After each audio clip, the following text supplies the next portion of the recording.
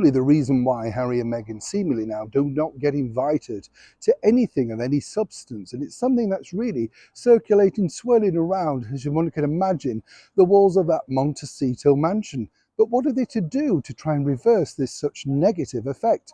As ever, let me explain. Lynn, how are you? Nice to see you as ever, and thank you so much for joining me. It's a tricky thing, when you are celebrities, because you have to decide if you're in or you're out. When you look at Harry and Meghan, they haven't had the very best of years. I mean, if you look at it on paper, there you have a very successful Netflix streaming series. Their docuseries, whether you liked it or not, was very successful for a company. Not successful enough, of course, to even scratch the surface of the money that they've paid out so far. But in terms of hours of streaming, etc., you look at it like that as a boss and say, well, yes, that was very successful.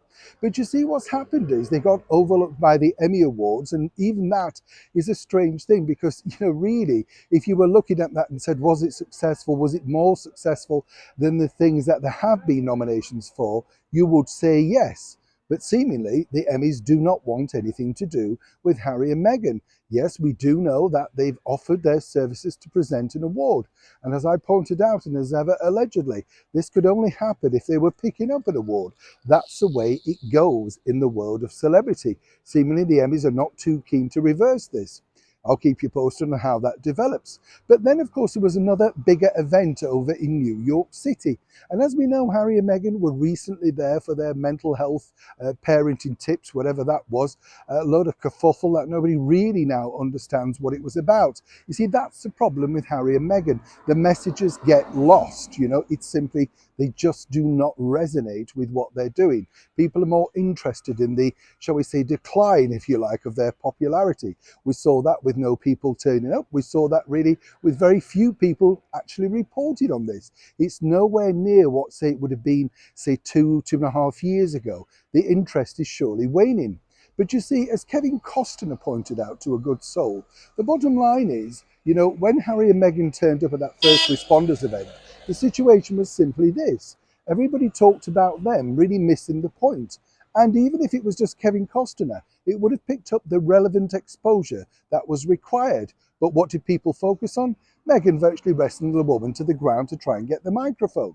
And then over in New York City, we had George and Amal Clooney. Now, allegedly, she's a lawyer.